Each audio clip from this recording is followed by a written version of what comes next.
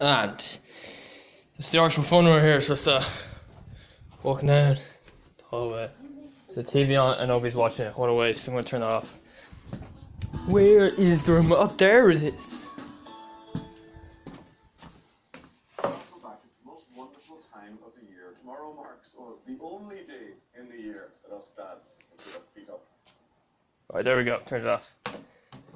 It's more like it. Save electricity.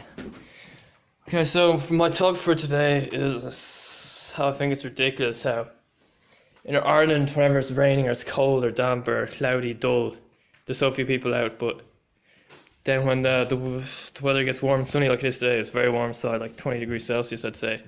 Everybody seems to just go outside and they lie down on the ground and just do nothing. Just soak up the sun. I don't understand that. I really just don't. To me, that is I call that pointless UV rays. I mean, you're not doing anything. Soft dogs, stop smelling my arse. Okay. It's being bold there. Yeah.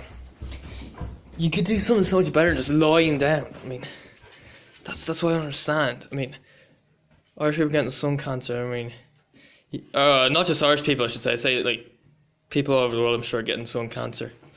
But I can see why. People just get so obsessed with getting outside when the weather is warm and sunny. That it's like they spend all day outside. Or if you day to yourself, you have nothing planned, you just sit outside all day. I mean, it's just ridiculous. I mean, you just want to get really tanned. It's crazy. I don't think it's healthy. I mean, some people's unhealthy obsessions with it. I mean, I just don't get it. I mean, you have to remember that with all the pollution nowadays, the ozone layer is getting destroyed. So I think nowadays we're getting, okay, I might be wrong here, but this is the way I see it.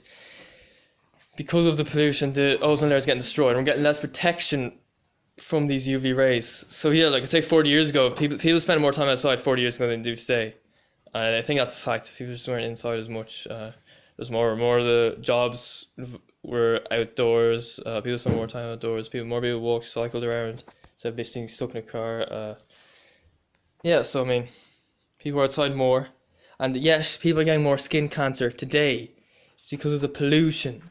I mean, it would be great if we lived in a world where we could spend all day outside and not be at risk of skin cancer without getting ridiculously tanned. Like not being pale, I mean, some kind of happy medium. And yeah, it would just be great. And also you have to think about the hunter-gatherer days. They say that, certainly Europe was covered in forests, and I'm sure this is the same all over the world. But and I saw a documentary about some island. It's kind of between India and East Africa. And there's a hunter-gatherer island. They're all hunter-gatherers, so the whole place, from what I saw, was covered in trees. This was forest the whole time. The only place that was not covered in trees was the beach. And yeah, those hunter-gatherers got away with spending all day outside without getting overexposure from the sun, because they would have been probably in the forest most of the time, I'd say. And if they wanted to get some full-on exposure, they could just go to the beach. So yeah, they get the balance. But nowadays it's not the case, because you get so little protection because there's so few trees around. It's a bit of a shame. But I mean, and in Ireland, when it's in the winter, when it's cold and wet, damp, people don't really go out much. Well, that's the thing. You can get away with going outside more in the winter because the sun's aren't as strong, and people just aren't taking advantage of that. They're just going out when it's sunny and they're getting sunburnt, increasing their risk of skin cancer, and I just don't get it. Alright, that's enough about that. I'll go on about my the track session I did today. So what I did was I woke up, I slept in slightly, probably an hour too much, I'd say. Brought the dogs out for a walk, and I only let them off the lead, but I only let them off for half an hour today because I wouldn't have had time to do it for a full hour. So yeah, got ready, cycling down to Irishtown, got there just before 11. And we were doing our warm up in Ringsend Park, did all the stretching drills and all that, and we went to the track, we trained. So what we did was we did just under 2 miles to warm up. We did 2 by a K. We did these kilometer repeats I did the first one 2:55, didn't get the second one, but I think it was a bit faster. Then we started doing some 800s.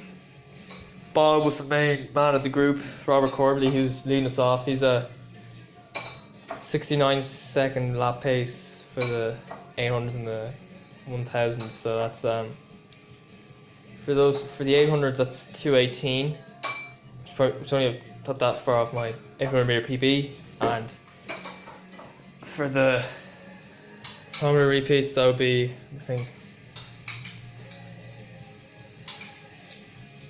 about 3-4 seconds.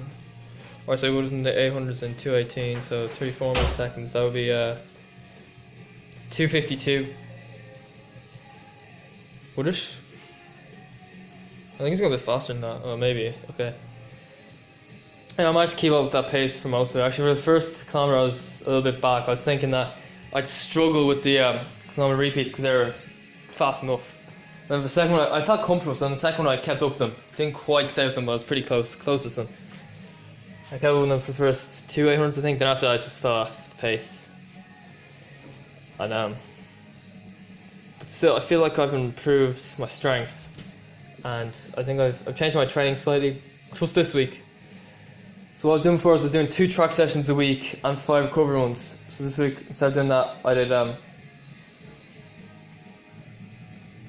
1 track session, 1 tempo, 1 moderate run, and 4 recovery runs. I think that's better because the distance I'm looking for 3K and up, maybe like 1 or 2 1500s for speed, but it wouldn't really be my thing. I feel you don't really need great speed.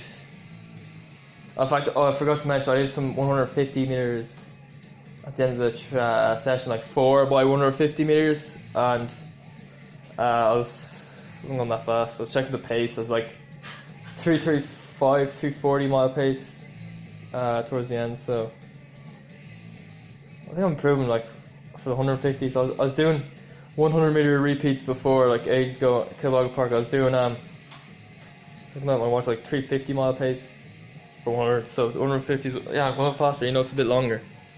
So I think it's good, but for me, I think my acceleration is bad. It takes me a bit of time to get into the pace. I mean, acceleration isn't that big a thing.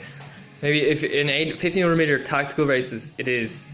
Because when you're going like 5-minute mile pace for the first half mile, and then suddenly go 4:20 for the last